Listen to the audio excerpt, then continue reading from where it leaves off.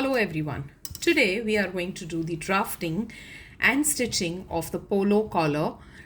Now to create this sample, we don't really need to create a full-sized garment. So hence what we are going to do is we are going to build a basic template on which we are going to make the small sample for polo collar. Now to stitch a collar, it is obvious that the front and the back of the garment is going to be necessary. So how do you stitch the front and the back to be able to make the polo collar sample?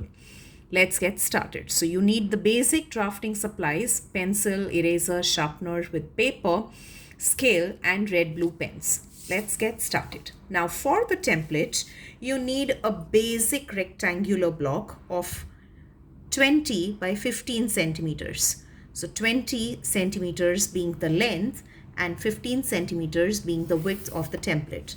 So here I'm marking the length and the width as indicated, 20 and 15 centimeters. Now this is the 15 centimeter side. So on this I am going to mark my neck shape.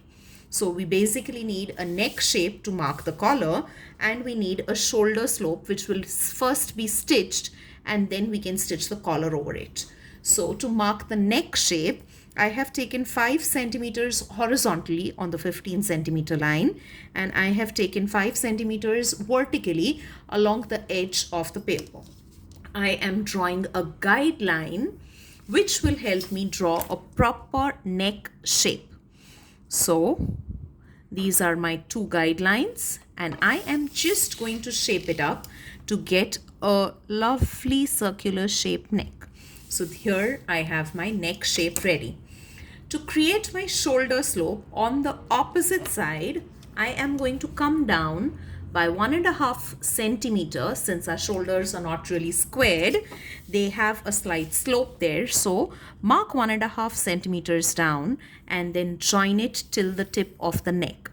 And here we have our basic pattern which is ready. Let me just ink it for you and show you what the final draft with the instructions are going to look like.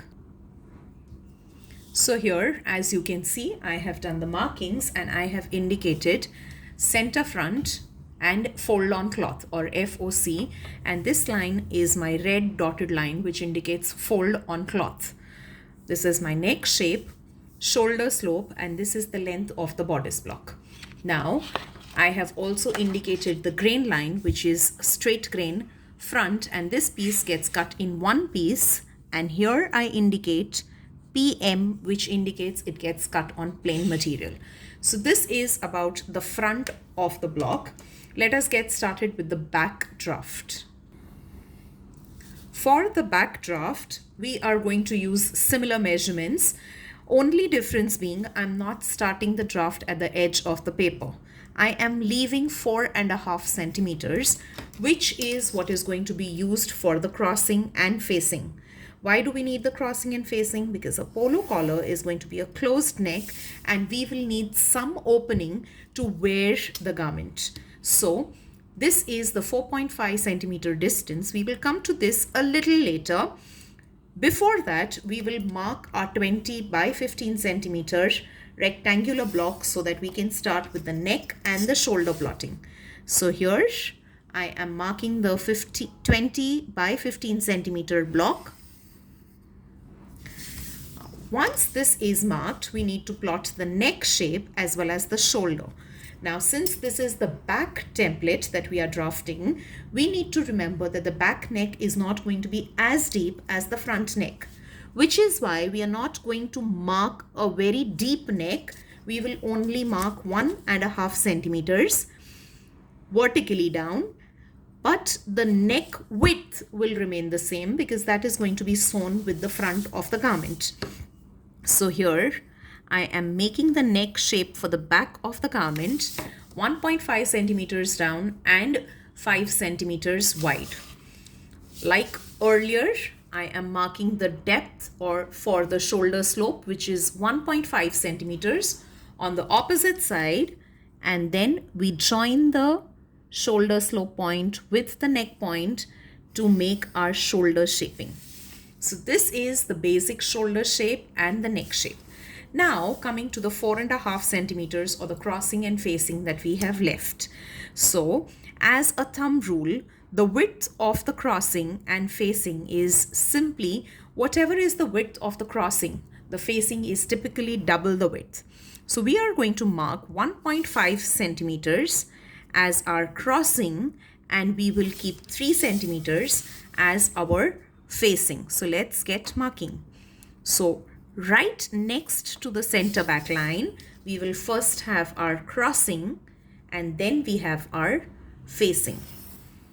Now I will extend the neck shape right till the end of the draft, which is till the end of the facing. Let's do the inking and see what it looks like. So here we have the complete block with the inking done. So this is my center back line, which I'm indicating with black solid because this line is going to be used as a construction line rather than a cutting or a stitching line. The line in between the crossing and facing is inked with red dotted, which is going to indicate a folding line where the fabric will get folded in between the crossing and the facing.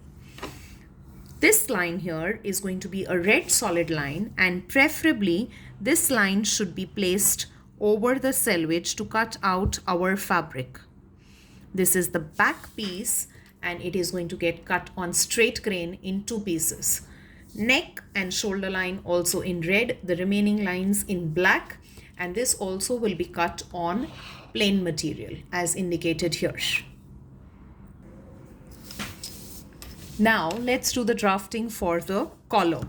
Now for the collar, it's going to be a rectangular piece that we are going to draft. Now the measurements for the collar is going to be 3 centimeters in height. So I'm just indicating 3 centimeters here. Now horizontally, the width of the collar is going to be, when we are drafting, it's going to be half round neck plus 0.5 centimeters. Now when I'm doing this marking right now, I'm taking an approximate measurement of the collar, which is going to be about 18 centimeters as the measurement of my collar. So I am going to take 9 centimeters as the half of the collar and add 0.5 centimeters to it. So here I am marking the collar with 9.5 centimeter distance. So let me just complete the rectangular block.